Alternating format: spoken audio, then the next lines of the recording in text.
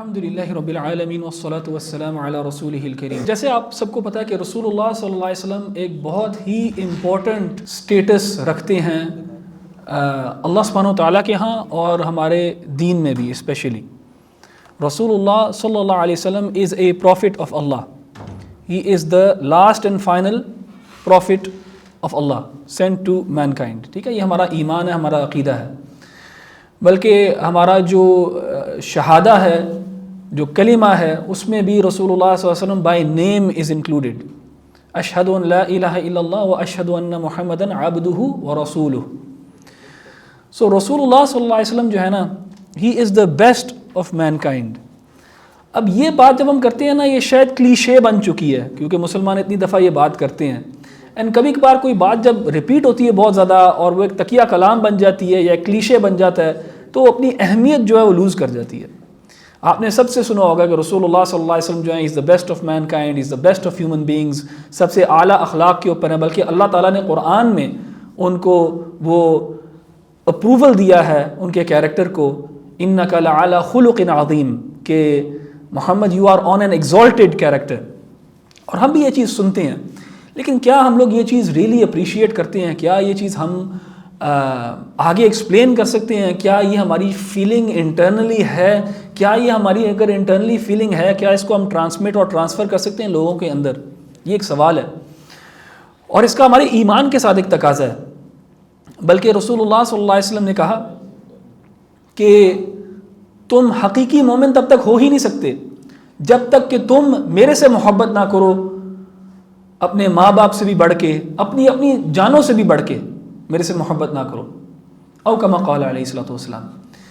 تو جیسے کہ آپ سب کو پتہ ہے کہ عمر بن الخطاب رسول اللہ صلی اللہ علیہ وسلم کے پاس آئے اور انہوں نے کہا کہ یا رسول اللہ، میں آپ سے محبت کرتا ہوں صلی اللہ علیہ وسلم، اور جتنی محبت میں آپ سے کرتا ہوں میں کسی سے بھی نہیں کرتا، لیکن اپنی جان سے بڑھ کے شاید نہیں کرتا میں آپ سے محبت۔ تو رسول اللہ صلی اللہ علیہ وسلم نے کہا کہ ابھی نہیں عمر، یعنی ابھی تم اس ایمان کے درجے پہ نہیں پہنچے، یا جو مقصود ہے وہ تم نے اچیو نہیں کیا۔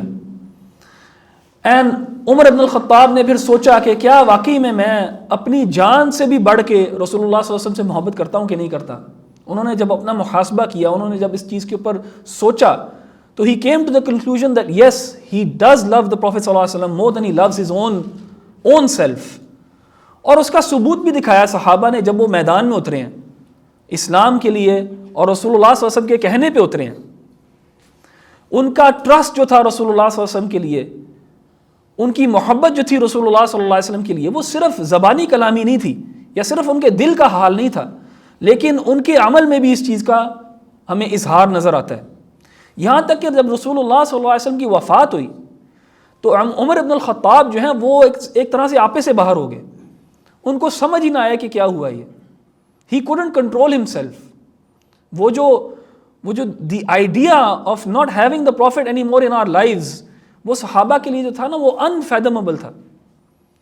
ہاں، they could deal with loss of their children، they could deal with loss of their parents، they could deal with loss of their loved ones، لیکن جو رسول اللہ صلی اللہ علیہ وسلم کا لاس تھا، وہ ایک فادر فگر کا لاس تھا، وہ ایک لیڈر کا لاس تھا، وہ ایک دوست کا لاس تھا، وہ ایک پروفٹ کا لاس تھا، وہ ایک اللہ تعالیٰ کے تھرو، اللہ تعالیٰ کے ساتھ جو کنیکشن تھا اس کا لاس تھا، وہ آپس میں جو یہ لوگ جڑے ہوئے تھے اس چیز کا لاس تھا۔ جس گلو نے ان کو جوڑا ہوا تھا وہ گلو جو ہے کمزور ہو گئی یا ختم ہو گئی۔ تو صحابہ کے لیے رسول اللہ صلی اللہ علیہ وسلم جو ہے نا، ان کا بڑا ہی ہائی اسٹیٹس تھا، بہت ہی زیادہ۔ اور اگر آپ اور میں قرآن میں غور کریں نا، تو اللہ بھی رسول اللہ صلی اللہ علیہ وسلم کو بہت ہی ایک ہائی اینڈ ایگزالٹیڈ اسٹیٹس کے اوپر رکھتا ہے۔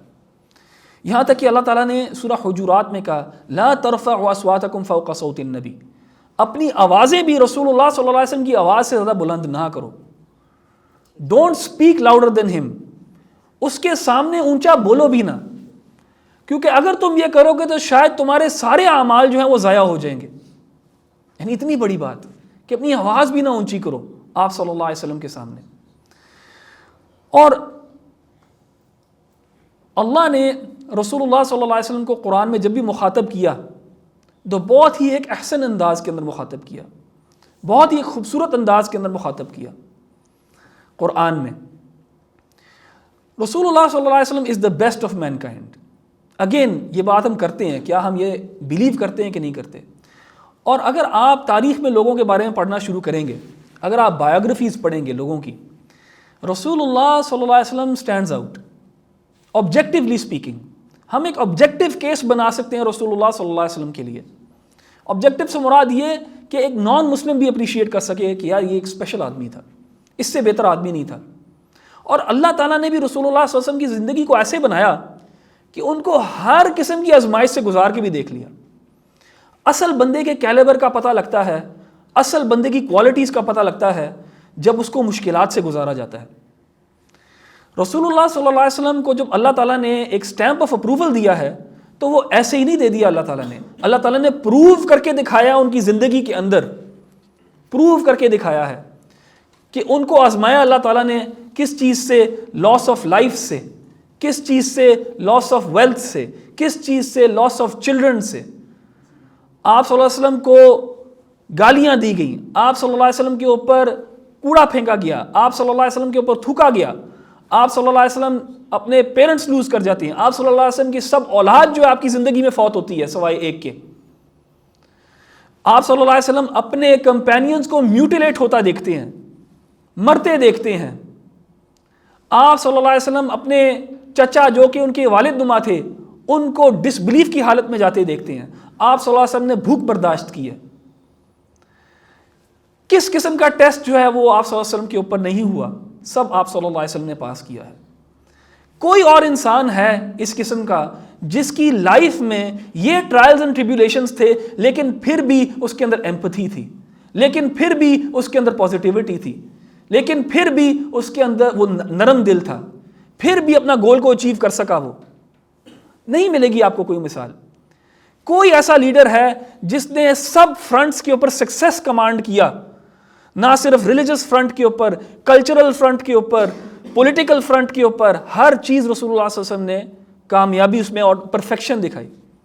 بلکہ آپ باقی پروفٹس کے ساتھ بھی کمپیئر کریں گے تو آپ کو وہ لیول آف سکسیس نہیں ملے گا. پروفٹس میں بھی باقی اللہ تعالیٰ کے بھی انبیاء آئے ہیں, انہوں نے بھی آزمائشیں کاٹی ہیں اور سرخرو ہوئے ہیں, سکسیسفل ہوئے ہیں, لیکن کیا وہ ہر فرنٹ پہ اس طرح سکسیسفل تھے جس طرح رسول اللہ صلی اللہ علیہ وسلم تھے؟ نہیں. رسول اللہ صلی اللہ علیہ وسلم سٹینڈز آؤٹ.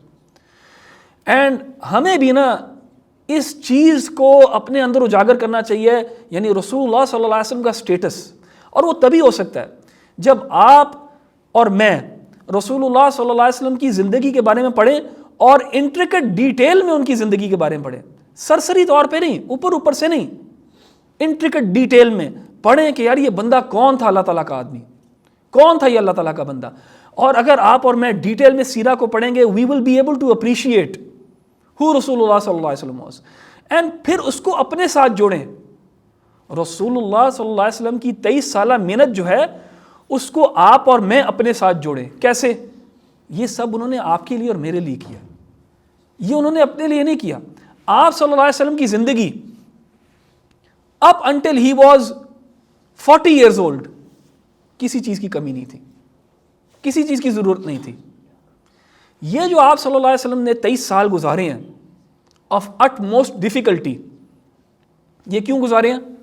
آپ کے لیے اور میرے لیے, تاکہ آپ تک اور میرے تک یہ پیغام پہنچ جائے, تاکہ آپ تک اور میرے تک ایک ذریعہ ہو ہمارے پاس اللہ تعالیٰ کو پہچاننے کا, ایک ذریعہ ہو ہمارے پاس اللہ تعالیٰ کی عبادت کرنے کا, ایک نمونہ ہو جس کو ہم دیکھ سکیں, ایک ایگزامپل ہو جس کو ہم دیکھ سکیں, جس کو ہم ایمیولیٹ کر سکیں. یہ رسول اللہ صلی اللہ علیہ وسلم کا مشن تھا آپ کے لیے اور میرے لیے. اس کو کنیکٹ کرنا اپنی زندگی کے ساتھ. کیا ہوگا اس سے؟ رسول اللہ صلی اللہ علیہ وسلم کی اپریشیشن ہوگی. نمبر 2, جو وہ چیزیں لے کے آئے ہیں, جو ان کی سنت ہے, جو چیزیں انہوں نے سکھائی ہیں, ان کی ایک لیول آف اپریشیشن ہوگی. اور آپ اور میں کوشش کریں گے کہ ہم اس کو اپنی زندگیوں کے اندر انکارپوریٹ کریں. تو اپنا تعلق جو ہے اللہ تعالیٰ کے ساتھ تو ہم نے بہتر کرنا ہی کرنا ہے, اس میں تو کوئی شک نہیں ہے, لیکن اپنا تعلق جو ہے رسول اللہ صلی اللہ علیہ وسلم کے ساتھ بھی بہتر کرنا ہے. اینڈ یہ دونوں چیزیں جڑی ہی ہیں. اللہ تعالیٰ نے قرآن میں جگہ جگہ کہا اطیعوا اللہ و اطیعوا الرسول, اللہ تعالیٰ کی اطاعت کرو اور رسول کی اطاعت کرو. کیونکہ یہ دونوں چیزیں جڑی ہوئی ہیں. کیونکہ کوئی بھی چیز رسول اللہ صلی اللہ علیہ وسلم جو وہ اپنے سے نہیں بنا کے آپ کو بتاتے. وما ينطق عن الهوى ان هو الا وحی یوحى, کہ اللہ رسول اللہ صلی اللہ علیہ وسلم جو ہیں وہ اپنی طرف سے باتیں نہیں کر رہے, وہ آپ کو وہ بتا رہے ہیں جو اللہ تعالیٰ نے ان کو بتایا, جو اللہ تعالیٰ نے ان کو سکھایا ہے, اور جو اللہ تعالیٰ نے ان کے ذمہ لگایا ہے کہ آگے پہنچاؤ. تو رسول اللہ صلی اللہ علیہ وسلم کو پہچاننا, رسول اللہ صلی اللہ علیہ وسلم سے محبت کرنا, رسول اللہ صلی اللہ علیہ وسلم کی عادات کو, کی سنن کو سیکھنا, پڑھنا اور اپنانا is directly related to our connection with Allah. تو رسول اللہ صلی اللہ علیہ وسلم کے اسٹیٹس پہ غور کرنا, رسول اللہ صلی اللہ علیہ وسلم کی شخصیت پہ غور کرنا ایمان کا حصہ ہے. اور اس میں ایک چیز کا جو خیال رکھنا ہے ہم نے, وہ ہے افراط و تفریط, ایکسٹریمز کے اوپر جانا, دو سائڈز کے اوپر. رسول اللہ صلی اللہ علیہ وسلم نے کہا before he passed away, one of the last things that he said, کہ میرے ساتھ وہ نہ کرنا جو نصارہ نے کیا عیسی ابن مریم کے ساتھ. Don't do with me what the Christians did with Jesus, with عیسیٰ علیہ السلام. کرسچن نے عیسیٰ علیہ السلام کے ساتھ کیا کیا, غلو کیا, ایگزیجریٹ کیا عیسیٰ علیہ السلام کے اسٹیٹس میں. اس لیول کا ایگزیجریٹ کیا کہ عیسیٰ علیہ السلام کو ایسے ایلیویٹ کیا کہ اللہ تعالیٰ کے برابر ٹھہرانا شروع کر دیا, یعنی شرک کیا. رسول اللہ صلی اللہ علیہ وسلم نے ایکسپلیسٹلی کہا کہ یہ نہ کرنا میرے ساتھ. اچھا, عیسیٰ علیہ السلام کے اسٹیٹس میں یہودیوں نے کیا کیا؟ بالکل ہی ان کا اسٹیٹس گرا دیا, نبی اور پیغمبر ماننے سے انکار کر دیا, بلکہ گالیاں دی عیسیٰ علیہ السلام کو. ایک ایکسٹریم وہ ہے کہ ان کو ایگزالٹ کر دیا اس اسٹیٹس کے اوپر کہ اللہ تعالیٰ کے ساتھ ملا لیا, یا اللہ تعالیٰ کا بیٹا بنا دیا, یا ٹرینٹی میں ون ود گاڈ کہہ دیا. دوسری سائڈ پہ یہود کیا کر رہے ہیں؟ عیسیٰ علیہ السلام کا انکار کرتے ہیں, تکذیب کرتے ہیں, ان کو جھٹلاتے ہیں. ہم مسلمان جو ہیں we are expected to tread the middle way, امتن وسطا. اللہ تعالیٰ نے ہمیں قرآن میں کہا کہ تم درمیانی یعنی بیلنس نیشن ہو. تم ہر معاملے میں انصاف کرتے ہو, بیلنس کرتے ہو, نہ اس ایکسٹریم پہ جاتے ہو نہ اس ایکسٹریم پہ جاتے ہو. عیسیٰ علیہ السلام کے بارے میں ہم کیا کہتے ہیں؟ وہ اللہ تعالیٰ کا بندہ تھا اور اللہ تعالیٰ کا رسول تھا. اسی طرح رسول اللہ صلی اللہ علیہ وسلم نے بھی کہا کہ میرے ساتھ وہ نہ کرنا جو نصارہ نے عیسی ابن مریم کے ساتھ کیا. انا عبدہ و رسولہ, میں اللہ تعالیٰ کا بندہ ہوں اور اس کا رسول بھی ہوں. اور یہ دو ورڈز جو ہے نا بڑے کی ہیں, عبدہ یعنی اللہ تعالیٰ کا عبد, اور رسولہ اور اللہ تعالیٰ کا رسول. یہ دونوں ورڈز جو ہیں یہ رسول اللہ صلی اللہ علیہ وسلم کے سٹیٹس کو مڈل میں رکھتے ہیں, بٹوین ٹو ایکسٹریمز.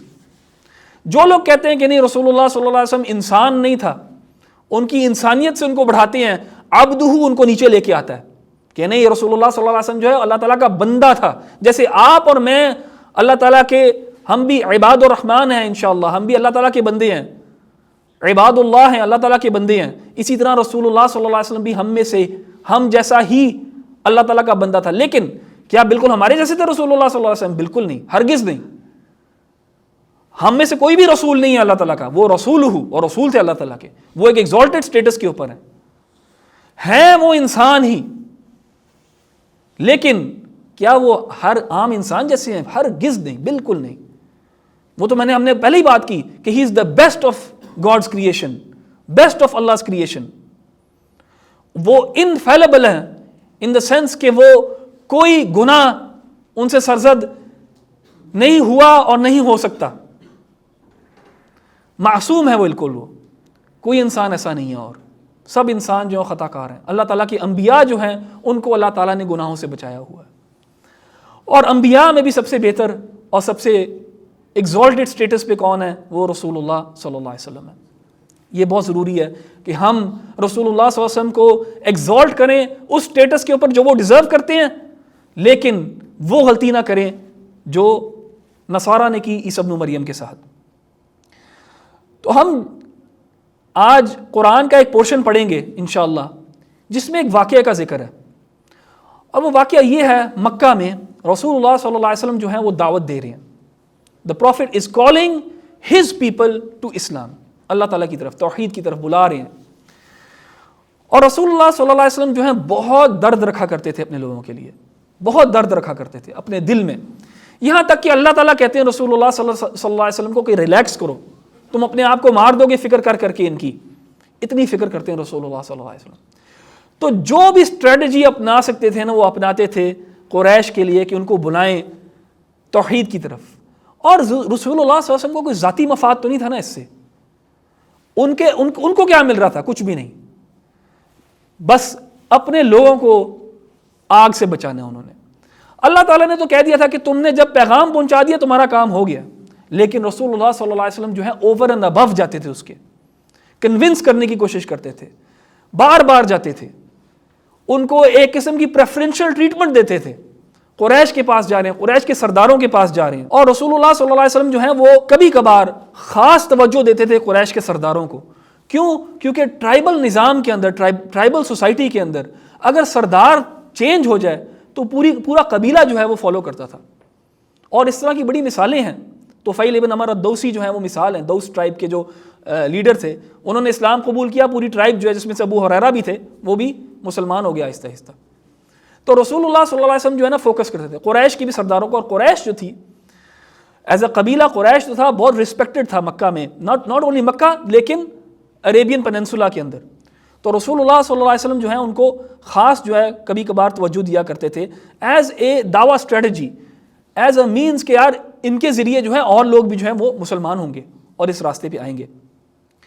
تو اسی طرح رسول اللہ صلی اللہ علیہ وسلم جو ہیں وہ ایک دن ایک قریشی سردار کے ساتھ کانورسیشن میں بزی ہیں, ان کے ساتھ بیک اینڈ فورتھ میں ان کو بتا رہے ہیں, قرآن کی آیات ان کو سنا رہے ہیں کسی قریش کے سردار کو. اور رسول اللہ صلی اللہ علیہ وسلم کے پاس ایک صحابی آتے ہیں جو نابینا ہے, ہی از بلائنڈ, ہی کینٹ سی. اور وہ آ کے رسول اللہ صلی اللہ علیہ وسلم کے پاس آ رہے ہیں اور کہہ رہے ہیں یا محمد محمد. رسول اللہ صلی اللہ علیہ وسلم کو بلا رہے ہیں, ان کا نام لے رہے ہیں. اور رسول اللہ صلی اللہ علیہ وسلم جو ہیں وہ ابھی ایک کانورسیشن کے اندر ہیں, وہ ابھی اس بندے کو دعوت دے رہے ہیں, اس کافر کو, اس سردار کو دعوت دے رہے ہیں. اور ان کی کانورسیشن کے اندر یہ بندہ انٹرپٹ کرتا ہے اور کہتا ہے یا محمد, اور وہ بات کرنا چاہتا ہے رسول اللہ صلی اللہ علیہ وسلم سے. رسول اللہ صلی اللہ علیہ وسلم ایک دفعہ سنتے ہیں, دو دفعہ سنتے ہیں, تو مڑ کے دیکھتے ہیں اس صحابی کو اور آپ صلی اللہ علیہ وسلم کے ماتھے پہ جو ہے نا بل آتا ہے, فراؤن کرتے ہیں آپ صلی اللہ علیہ وسلم کو بات پسند نہیں آتی کہ آپ صلی اللہ علیہ وسلم کو اس طرح انٹرپٹ کیا جا رہا ہے, کیونکہ آپ صلی اللہ علیہ وسلم جو ہے وہ ایک اہم ڈائلاگ کے اندر موجود ہیں اس وقت. تو آپ صلی اللہ علیہ وسلم جو ہیں فراؤن کرتے ہیں, ماتھے پہ آپ کے بل آتے ہیں اور آپ منہ موڑتے ہیں اس صحابی سے, یعنی اس کو جواب نہیں دیتے. اللہ سبحانہ و تعالیٰ ٹیکس نوٹ آف دس, اور اللہ کہتے ہیں عبس وتولی, ہی فراؤنڈ اینڈ ٹرنڈ اوے. یہاں پہ مینشن نہیں کیا اس آیت کے اندر اللہ تعالیٰ نے کہ ہو فراؤنڈ اینڈ ٹرنڈ اوے. یہاں پہ اللہ تعالیٰ نے یہ نہیں کہا دا پروفٹ فراؤنڈ اینڈ ٹرنڈ اوے, یا اللہ تعالیٰ یہ نہیں کہا عبستا کہ یو فراؤنڈ اینڈ ٹرنڈ اوے, نہیں, ہی فراؤنڈ اینڈ ٹرنڈ اوے. صیغہ غائب, تھرڈ پرسن کے اندر اللہ تعالیٰ بات کر رہے ہیں, سیکنڈ پرسن میں نہیں, مخاطب نہیں کیا اللہ تعالیٰ نے رسول اللہ صلی اللہ علیہ وسلم کو, تھرڈ پرسن میں بات کی آپ نے, اللہ سبحانہ و تعالیٰ نے رسول اللہ صلی اللہ علیہ وسلم کے ساتھ. یہ تھرڈ پرسن میں بات کرنا جو ہے نا, یہ this shows how gentle Allah is with رسول اللہ صلی اللہ علیہ وسلم. اللہ نے یہ نہیں کہا یا محمد یو فراؤنڈ اینڈ ٹرنڈ اوے, یا دا پروفٹ فراؤنڈ اینڈ ٹرنڈ اوے, نہیں, ہی فراؤنڈ اینڈ ٹرنڈ اوے, یعنی سم ون فراؤنڈ اینڈ ٹرنڈ اوے. مراد اسے رسول اللہ صلی اللہ علیہ وسلم بھی ہیں, لیکن اللہ تعالیٰ اپنے حبیب سے جب بات کرتے ہیں تو خیال رکھتے ہیں ان کی فیلنگز کا, کیونکہ رسول اللہ صلی اللہ علیہ وسلم اگر کسی چیز کی پرواہ کرتے ہیں نا تو وہ صرف ایک ہی چیز ہے کہ اللہ میرے بارے میں کیا سوچتا ہے. اس کے علاوہ رسول اللہ صلی اللہ علیہ وسلم کو کوئی پرواہ نہیں ہے.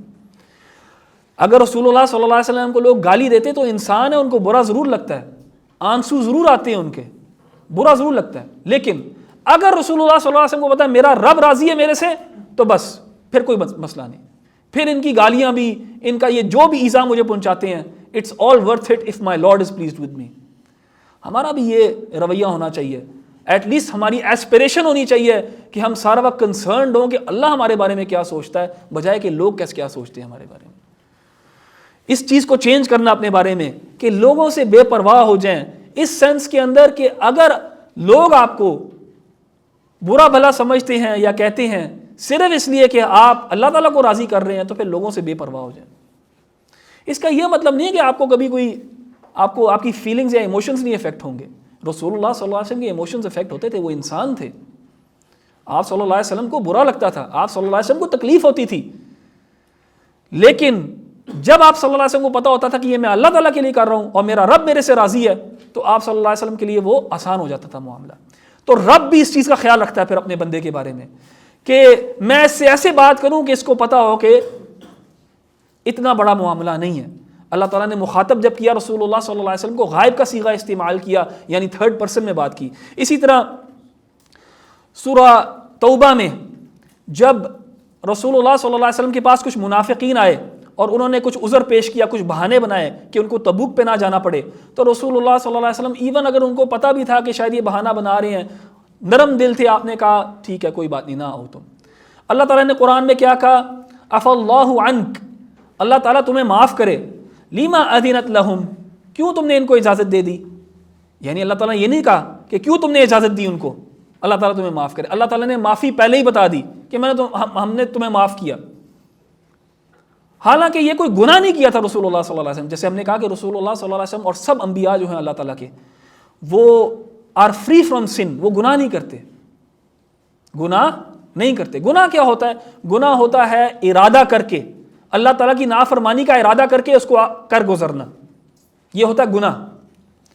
لیکن غلطی ہو سکتی ہے کسی نبی سے, آدم علیہ السلام سے غلطی ہو گئی, یونس علیہ السلام سے غلطی ہو گئی, غلطی ہو سکتی ہے اللہ تعالیٰ کے انبیاء سے. غلطی جو ہے, غلطی اور گناہ میں کیا فرق ہے؟ نیت کا فرق.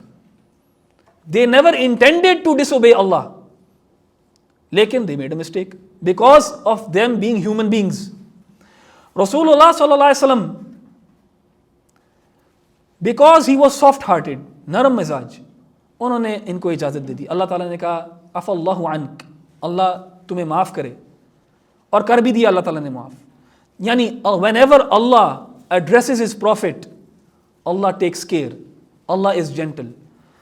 تو what does that say about us کہ جب بھی ہم رسول اللہ صلی اللہ علیہ وسلم کے بارے میں بات کریں تو کیا ہمیں خیال نہیں رکھنا چاہیے؟ بالکل رکھنا چاہیے, بہت زیادہ خیال رکھنا چاہیے کہ ہم کس کے بارے میں بات کر رہے ہیں, کس شخصیت کے بارے میں بات کریں. آپ خود سوچیں کتنے انسان ہیں جو اس دنیا میں آئے اور چلے گئے ہیں, کتنے ہیں؟ ہزاروں, کروڑوں, لاکھوں, billions, trillions of people have come and left this earth. اور اس نمبر آف پیپل کے بارے میں ہم کہہ رہے ہیں کہ اس میں سے بیسٹ جو ہے نا وہ یہ بندہ ہے صلی اللہ علیہ وسلم. تو جب اللہ خیال رکھتا ہے how he addresses the prophet, we should be very careful in how we deal with the prophet صلی اللہ علیہ وسلم as well. تو اللہ نے کہا عبس وتولی, کہ he frowned and turned away. یعنی اللہ کہنا چاہ رہا ہے کہ یا رسول اللہ محمد, you shouldn't have frowned and you shouldn't have turned away. نہیں, تمہیں یہ نہیں کرنا چاہیے تھا. حالانکہ میں آپ سے پوچھتا ہوں, کیا یہ گناہ ہے؟ نہیں ہے گناہ. اور کیا ایک نابینا جو دیکھ بھی نہیں سکتا کہ فراؤن کیا یا ٹرن اوے کیا کہ نہیں کیا, اسے تو پتہ ہی نہیں کچھ, تو اس کے لیے تو کوئی مسئلہ ہی نہیں ہے. اگر وہ دیکھ بھی سکتا ہوتا تو گناہ نہیں تھا یہ, کیونکہ وہ انٹرپٹ کر رہا تھا رسول اللہ صلی اللہ علیہ وسلم.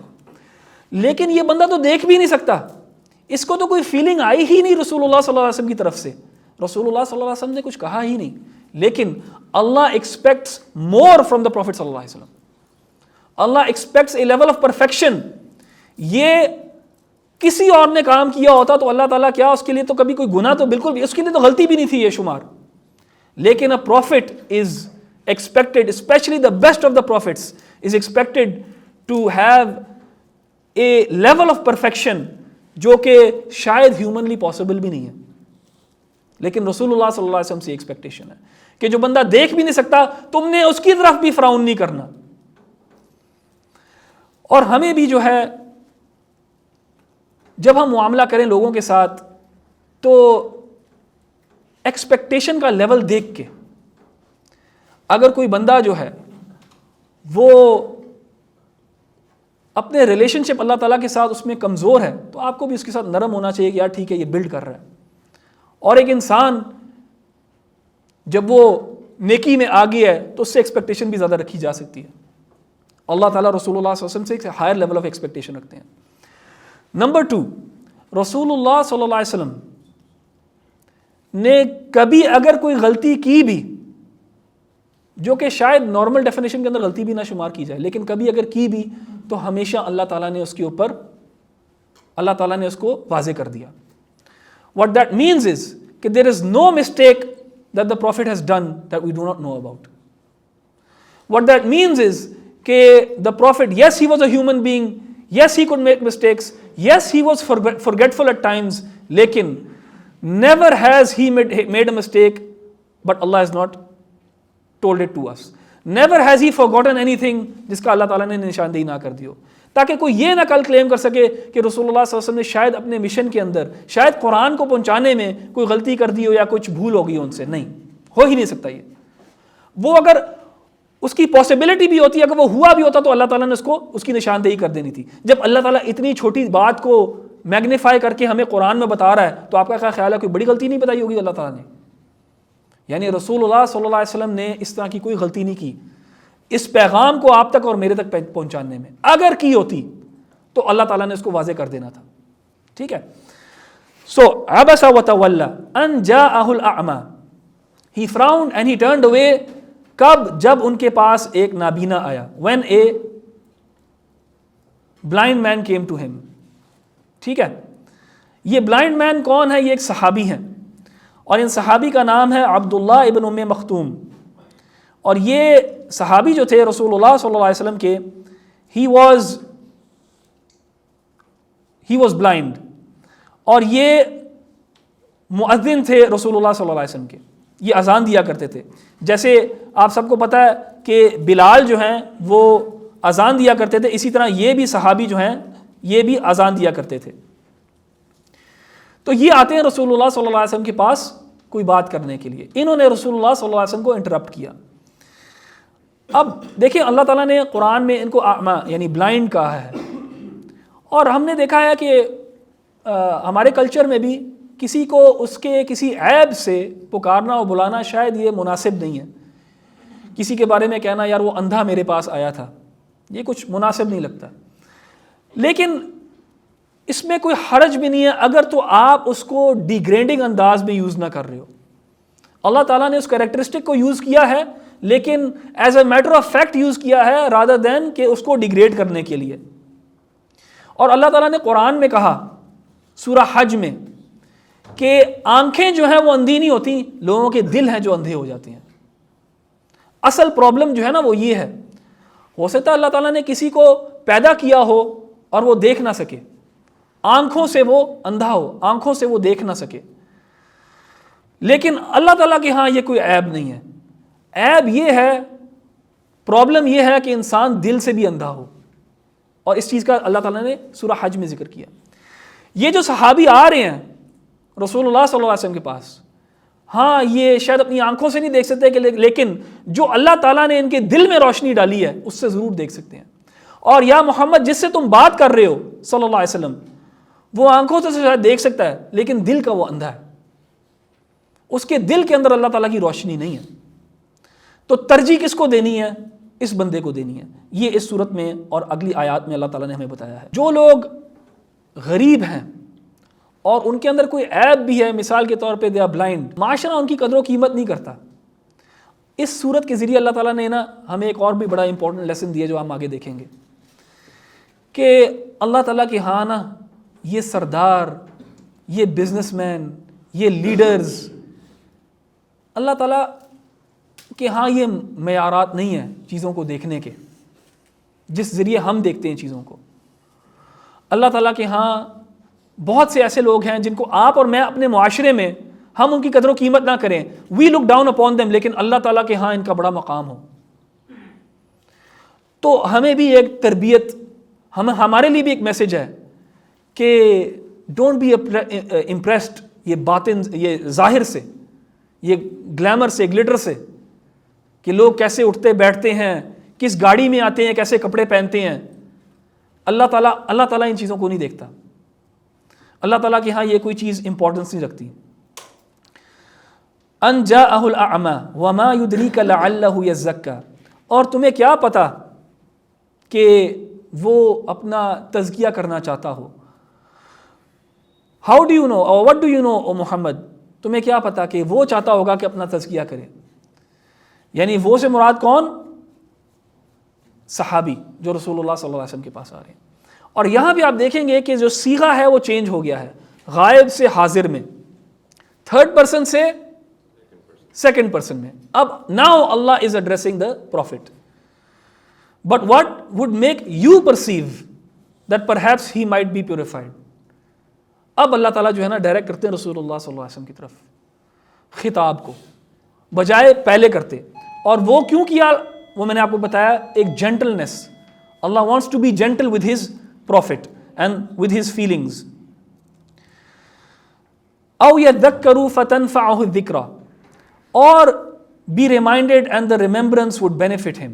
یہ آ رہا ہے بندہ تمہارے پاس, کیوں آ رہا ہے؟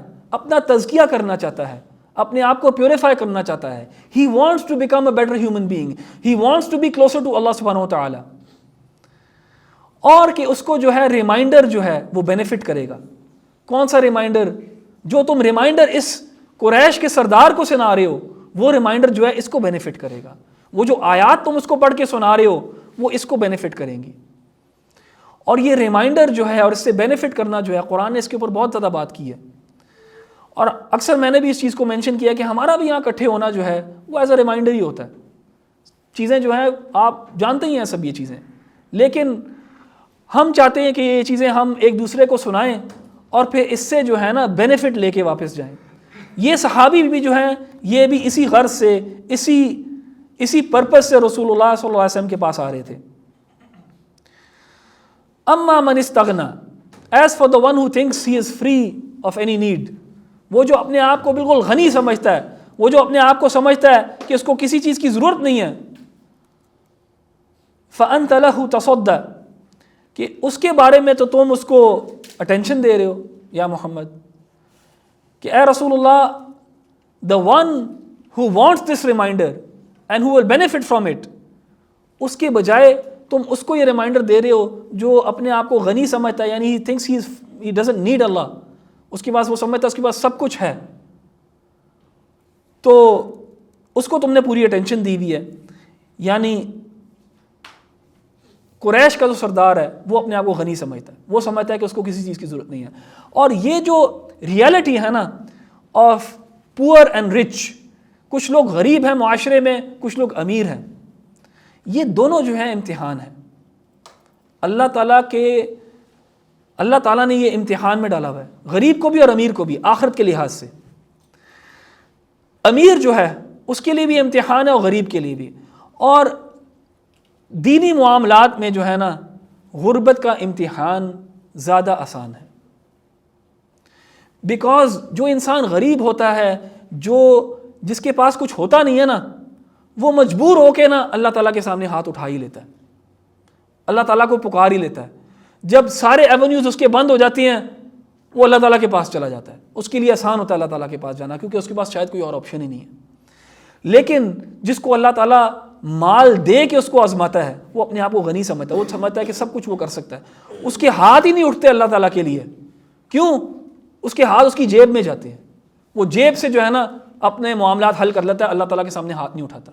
اور وہ سمجھتا ہے کہ وہ غنی ہے, اس کو اللہ تعالیٰ کی ضرورت نہیں ہے. اور اسی کے بارے میں اللہ تعالیٰ نے کہا کہ جو بندہ اپنے آپ کو بالکل غنی سمجھتا ہے کہ اس کو کسی چیز کی ضرورت نہیں ہے, اس کو اللہ تعالیٰ کی ضرورت نہیں ہے, اس کو تم جو ہے اپنی اٹینشن دے رہے ہو, اس کو اپنا وقت دے رہے ہو, اپنا ٹائم دے رہے ہو. فأنت له تصدى وما عليك الا يزكى, اور تمہارے اوپر نہیں ہے, وما عليك, اور تمہارے اوپر نہیں ہے, اللہ يزكى, کہ وہ پیوریفائی ہو. یعنی تم جو اس کو اتنی اہمیت دے رہے ہو اس بندے کو, تمہارا کام ہی نہیں ہے کہ اس کو تم پیوریفائی کرو, تمہارا کام صرف یہ اس کو بات پہنچا دو. اگر یہ اس ریمائنڈر سے بینیفٹ لیتا ہے یا نہیں لیتا یہ اس کا معاملہ ہے, اور ہم اسی کے اوپر اس کو پکڑیں گے.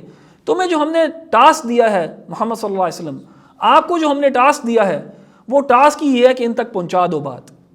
اینڈ دیکھیں یہاں سے آپ کو پتہ لگتا ہے دی ایگرنیس آف دا پروفٹ صلی اللہ علیہ وسلم, کہ وہ جب اللہ تعالیٰ بھی ان کو کہتا ہے نا کہ تمہارا کام یہ پہنچا دینا, تو آپ صلی اللہ علیہ وسلم کہتے ہیں کہ نہیں, میں زیادہ کرنا چاہتا ہوں ان کے لیے, میں چاہتا ہوں کہ میں ان کو لے کے آؤں اس راستے. ہمارا معاملہ تو الٹا ہے بالکل, ہمارا بھی کام یہی ہے کہ ہم پہنچا دیں. ہم تو وہ بھی نہیں کرتے, اور بلکہ ہمیں دل کرتا ہے کہ یار ہم ہر کسی کو جہنم کی طرف دھکا دے دیں. اپنے بارے میں سوچیں کہ یار ہاں اللہ تعالیٰ ہاں میں نماز پڑھتا ہوں سب کچھ پڑھتا ہوں. کوئی اگر نہیں پڑھتا تو ہم کیا اس کو بات بھی نہیں بتاتے, ہم بس سوچ لیتے ہیں ہاں یہ تو اللہ تعالیٰ اس کو تو سزا دے گا ہی دے گا. یعنی ہمارے اندر وہ درد نہیں ہے جو رسول اللہ صلی اللہ علیہ وسلم رکھا کرتے تھے, درد اپنوں کے لیے.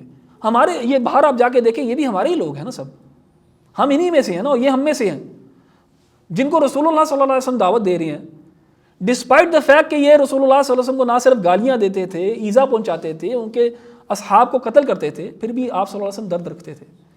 کیا ہم وہ درد رکھتے ہیں اپنے ارد گرد لوگوں کے لیے جو ہمیں شاید کچھ کہتے بھی نہیں اس طرح جس طرح رسول اللہ صلی اللہ علیہ وسلم کو یہ کہا کرتے تھے, لیکن اللہ تعالیٰ کے ہاں وہ کوئی گناہ کا کام کرتے ہیں, کوئی گندی عادتیں ہیں ان کی, کیا ہم لوگ ان کے لیے کوئی درد رکھتے ہیں؟ رسول اللہ صلی اللہ علیہ وسلم جو ہیں وہ تو اتنا زیادہ کر رہے ہیں کہ اللہ تعالیٰ کو کہنا پڑ رہا ہے ان کو کہ ریلیکس کر, کوئی بات نہیں, تمہارا کام ہے پہنچا دینا, تم ادھر توجہ دو. یہ جو تمہارے کمپینینز ہیں یہ چاہتے ہیں اس چیز کو, ان کو تم توجہ دو, ان کو پرائرٹائز کرو, اپنی پرائرٹی کو چینج کرو, ان سے ہٹ جاؤ. اگر ہم ہوتے تو اللہ تعالیٰ ہمیں کہہ رہے ہوتے تو تمہیں کیا ہے کہ تم بیٹھے ہوئے ہو اور تم جا کے پیغام نہیں پہنچا رہے, یا تم درد نہیں رکھتے اپنے لوگوں کے لیے. ہمارا معاملہ جو ہے وہ الٹ ہے اور ہمیں اس چیز کو چینج کرنا چاہیے. وما علیک الا یزکا واما من جاءک یسعی, لیکن وہ جو ہے جو سٹرائیو کرتا ہوا آ رہا ہے, بھاگ کے تمہارے پاس آ رہا ہے, یسعی سعی کر کے آ رہا ہے تمہارے پاس, اس کو اس چیز کی ضرورت ہے, اس کو اس ریمائنڈر کی ضرورت ہے. اور اس سے ہمیں پتہ لگتا ہے کہ ہمیں بھی ہمارا بھی ایٹیٹیوڈ ہونا چاہیے, اس صحابی والا ایٹیٹیوڈ.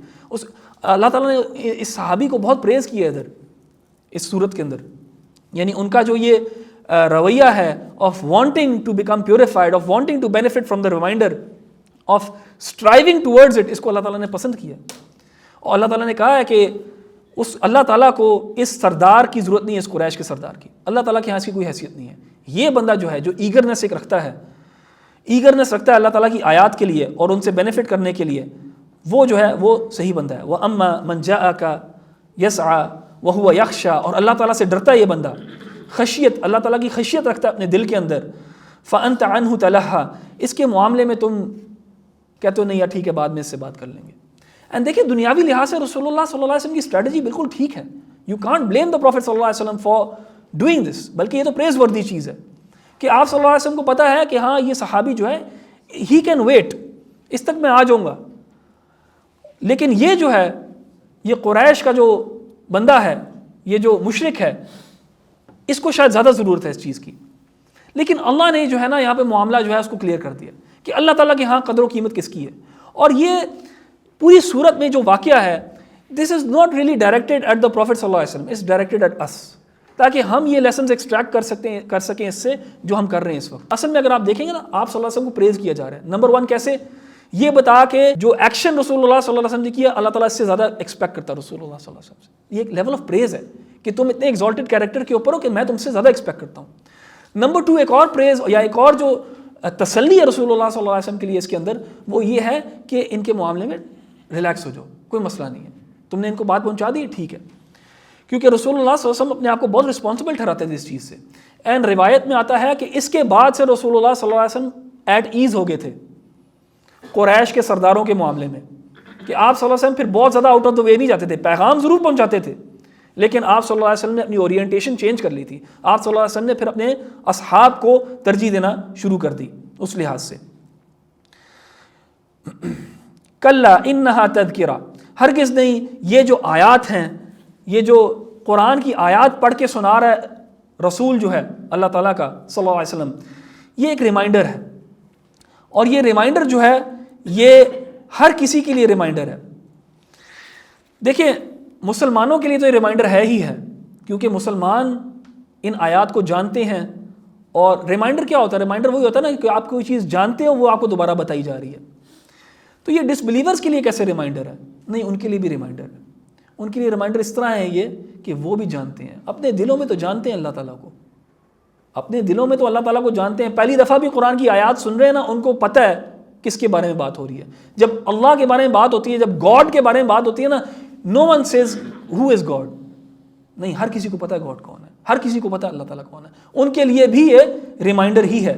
کلا انہا تذکرہ,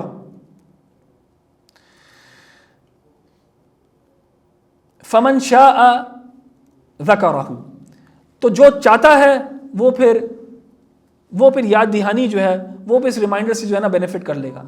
یعنی اللہ تعالیٰ نے اختیار دے دیا ہے آپ کو اور مجھے کہ اگر چاہتے ہو تو اس سے بینیفٹ کر لو, نہیں چاہتے تو نہیں کرو گے, اور اس کا جو ہے نا معاملہ پھر اللہ تعالیٰ کے ہاں یہی ہوگا, یعنی ڈیسائیڈ اللہ تعالیٰ ہی کرے گا. فی صحف مکرمہ, یہ جو ریمائنڈر ہے it is contained in these honoured sheets of paper یا آنرڈ شیٹس. فی صحف, صحف یعنی اسکرولز کو کہتے ہیں, پیپر کو بھی کہتے ہیں, شیٹس کو بھی کہتے ہیں. اور یہاں پہ علماء نے مراد لیا کہ یہ قرآن کی آیات جو ہے نا یہ لوح المحفوظ میں بھی ہیں, اور اس آیت میں جو ہے نا لوح المحفوظ کا ذکر ہو رہا ہے کہ فی صحف مکرمہ, کہ یہ آیات جو ہیں یہ ایگزالٹڈ ہیں, ان کا بڑا ہائی اسٹیٹس ہے. اگر کوئی نہیں چاہتا ان سے فائدہ اٹھانا تو اسی کا نقصان ہے, اور یہ ہم نے جو ہے محفوظ کی ہوئی ہے ایک کتاب میں جو بہت مکرم ہے. مرفوعۃ مطہرہ, وہ اپنے درجے میں بھی اونچی ہے, فزیکلی اسپیکنگ اور میٹافورکلی بھی اونچی ہے یہ آیات, اور مطہرہ یعنی پیوریفائڈ ہیں, بالکل پاک صاف ہیں. اور کوئی خود بھی اگر پاک اور صاف ہونا چاہتا ہے تو وہ ان آیات کی طرف آئے اور اپنے آپ کو ان کے اوپر پرکھے, اپنے آپ کو ان کے اوپر جج کرے. بِأَيْدِي سَفَرَةٍ, and in the hands of messengers, honored messengers. سفرہ جو ہے اس سے اکثر علماء نے مراد جو ہے فرشتے لیے ہیں. فرشتے جو ہیں ان کے پاس یہ آیات موجود ہیں, وہی ہیں جو یہ آیات لے کے آتے ہیں اس نبی کے اوپر صلی اللہ علیہ وسلم, وہی ہیں جو یہ کھولتے ہیں آیات. اللہ تعالیٰ نے ان کو ڈیلیگیٹ کیا ہے کہ وہ یہ پیغام پہنچاتے ہیں اپنے پیغمبر کے پاس, رسول اللہ صلی اللہ علیہ وسلم کے پاس. کرام برارہ, یہ جو اینجلز ہیں یہ نوبل ہیں. برارہ, بر کہتے ہیں, بر یہ کہتے ہیں نیکی کو. ابرار بھی ایک جمع ہے اس کی, اور برارہ بھی جمع ہے. ابرار جو ہے کچھ علماء نے کہا ہے ابرار جو ہے وہ ہیومن بینگز کے لیے یوز کیا جاتا ہے, یہ پلورل, یہ جمع کا صیغہ ہیومن بینگز کے لیے. اور برارہ جو ہے یہ اس سے بھی ایگزالٹڈ سٹیٹس ہے, اور یہ صرف فرشتوں کے لیے. یہ کچھ علماء نے اس کے بارے میں کہا ہے. قتل الانسان ما اکفرہ, ہلاک کر دیا گیا انسان, ما اکفرہ, کتنا زیادہ کفر کرتا ہے یہ انسان. Cursed is man, how disbelieving he is. اور یہاں پہ دیکھیں ایک ریبیوک ہے, اللہ تعالیٰ نے جھنجھوڑا ہے. کس کو جھوڑا ہے؟ انسان کو جھوڑا ہے. کس بات کے اوپر؟ کہ کفر کتنا کرتا ہے انسان. اور کفر سے مراد ہے چھپانا, کفر سے مراد ہے ڈھانپنا, کور کرنا, اللہ تعالیٰ کی نیکیوں کو چھپا لینا, حقیقت کو چھپا لینا, حق کو ڈھانپ لینا, اللہ تعالیٰ کی نعمتوں کو چھپا لینا, ان کا اظہار نہ کرنا, شکر ادا نہ کرنا. کفر is also used as an opposite to شکر. تو یہاں پہ نہ صرف کفار کی بات ہو رہی ہے, ڈس بلیورز کی, لیکن انسان ان جنرل کی بات ہو رہی ہے, اس میں آپ اور میں بھی شامل ہیں. ہم بھی انگریٹفل ہو جاتے ہیں بہت زیادہ معاملات کے اندر, ہم بھی کفران نعمت کرتے ہیں, ہم بھی ناشکرے ہو جاتے ہیں. لیکن جس قسم کا انداز اللہ تعالیٰ نے ادھر اختیار کیا نا, یہاں سے شاید کفر سے مراد ڈس بلیف ہی زیادہ ہے, کیونکہ کہا گیا قتل الانسان, ہلاک کر دیا گیا انسان, یعنی he has been killed, یعنی یہ ہو چکا ہے. جو انسان اس قسم کا رویہ رکھتا ہے وہ ہلاک ہو گیا, وہ اللہ تعالیٰ کے ہاں اس کے لیے کچھ نہیں ہے. ما اکفرہ, کتنا ہی زیادہ وہ کفر کرتا ہے انسان. اور یقین کریں انسان کا یہ حال ہے کہ انسان ناشکرا ہوتا ہے. اور اگلی آیات میں جو ہے اللہ تعالیٰ چاہتا ہے کہ انسان جو ہے غور کرے اللہ تعالیٰ کی نعمتوں کے اوپر, اور پھر ایک شکر کا جذبہ اپنے دل میں پیدا کرے. اب یہاں پہ آپ دیکھ رہے ہیں ایک شفٹ آ گیا, شفٹ آیا ہے. پہلے اللہ تعالیٰ نے سورت کے اندر جو ہے واقعے کا ذکر کیا, جہاں پہ اللہ تعالیٰ نے رسول اللہ صلی اللہ علیہ وسلم کے بارے میں ہمیں بتایا, اور بتایا کہ ترجیح کس کو دینی چاہیے, اور یہ آیات جو ہیں ان سے بینیفٹ کرنا چاہیے. لیکن انسان کیا کرتا ہے؟ بینیفٹ نہیں کرتا. انسان کیا کرتا ہے؟ ناشکری کرتا ہے. اور انسان کو کرنا کیا چاہیے؟ غور کرنا چاہیے کہ اللہ تعالیٰ نے اس کو کیسے نوازا ہے.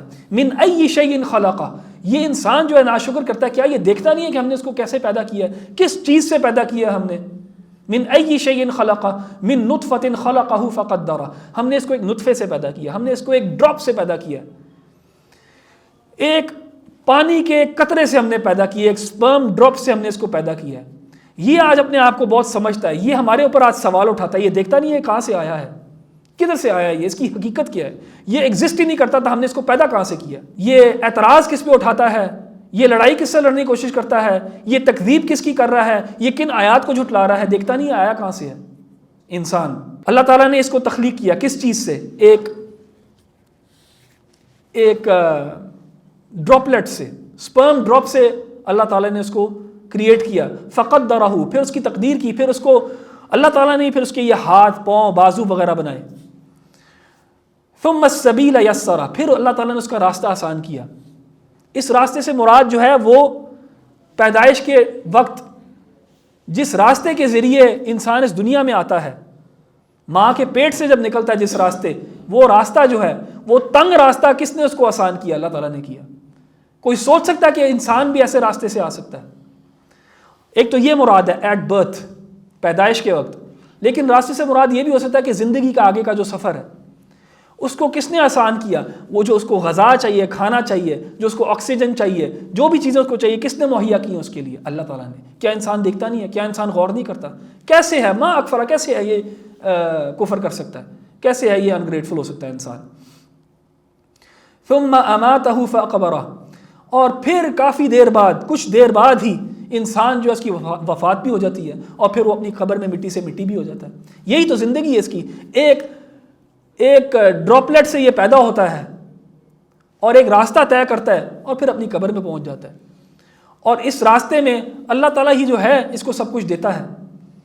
ثم اذا شاء انشرہ، اور پھر جب وہ چاہے گا، یعنی جب اللہ چاہے گا تب اس کو باہر بھی نکال لے گا اسی مٹی میں سے جس مٹی میں اس کو اللہ تعالیٰ نے مٹی کر دیا.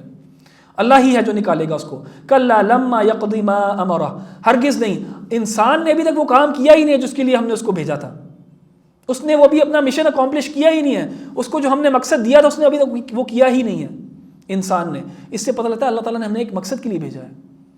اور اللہ تعالیٰ کہہ رہا ہے کہ اکثر انسان جو ہیں وہ اپنے آپ کو غنی سمجھتے ہیں.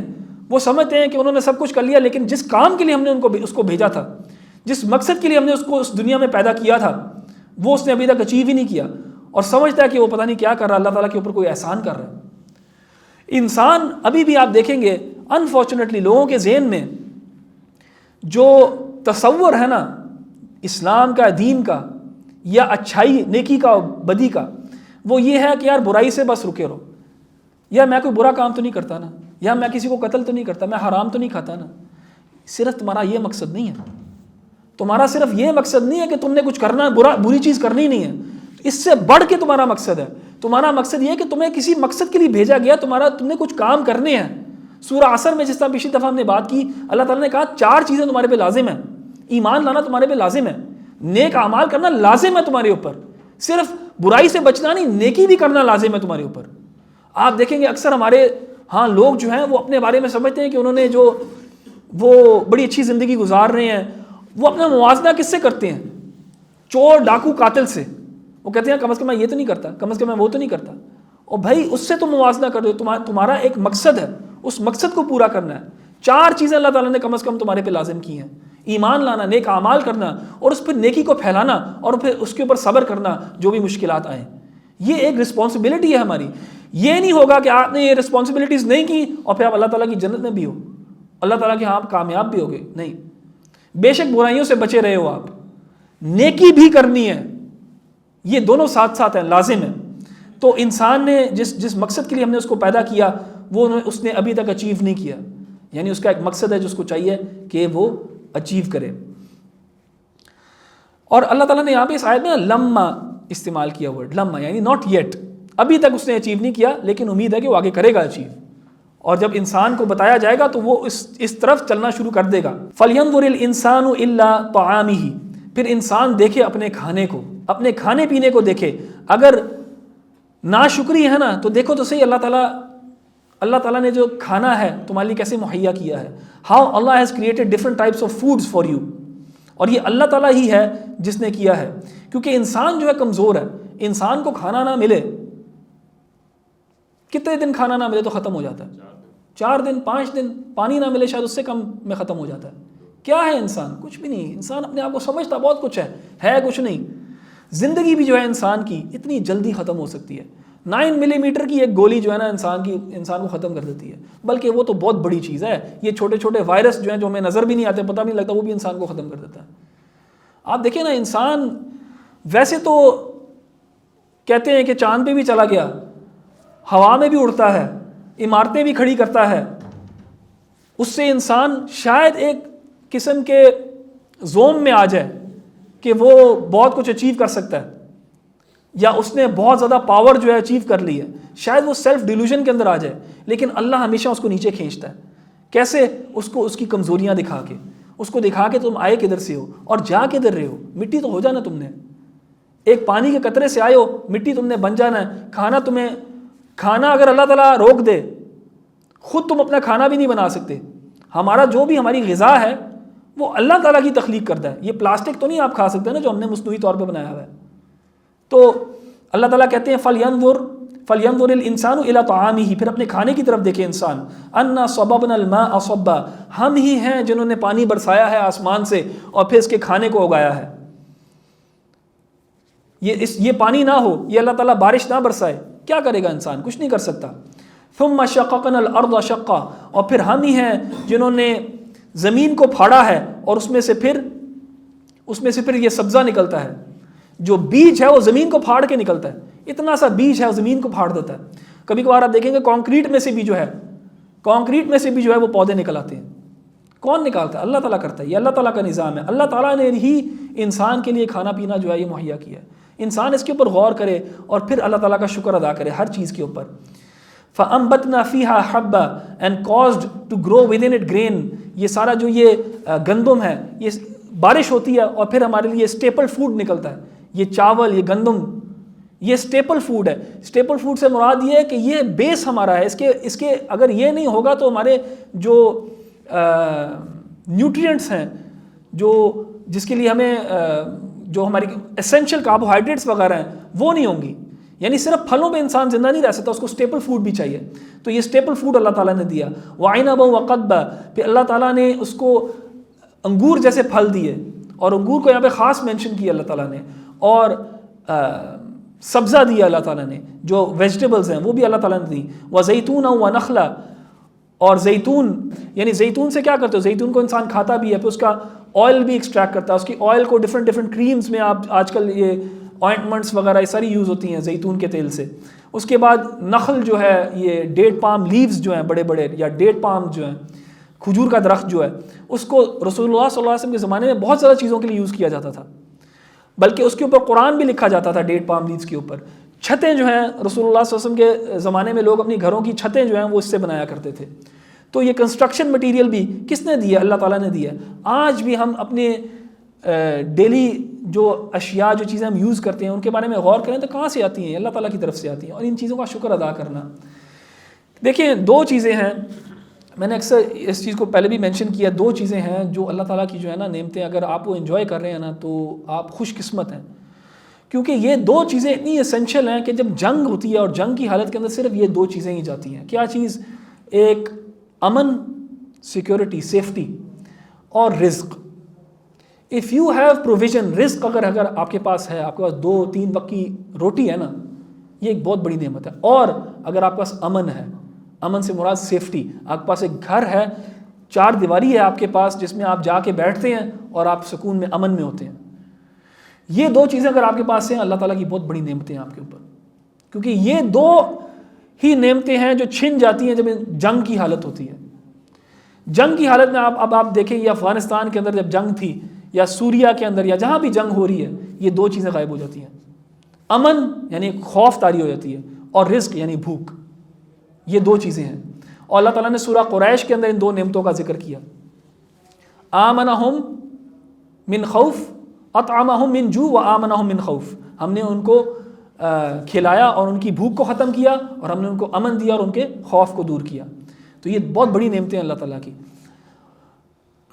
وحدائق غلبا، اور پھر جو گرینری ہے، ڈینس جو یہ فارسٹس ہیں، ٹریز ہیں، شربری ہے، یہ کیسے آتی ہے؟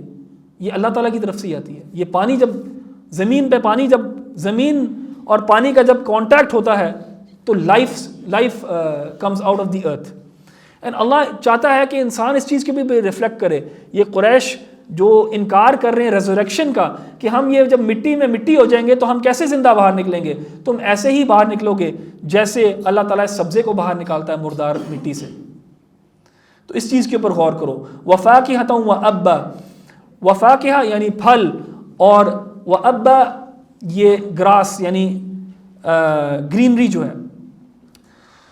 ابو بکر صدیق سے ایک دفعہ تفسیر ابن کثیر میں آتا ہے کہ ابو بکر صدیق سے پوچھا گیا کہ یہ اب کیا ہے، یہ ابا جو ہے یہ کیا ہے اب؟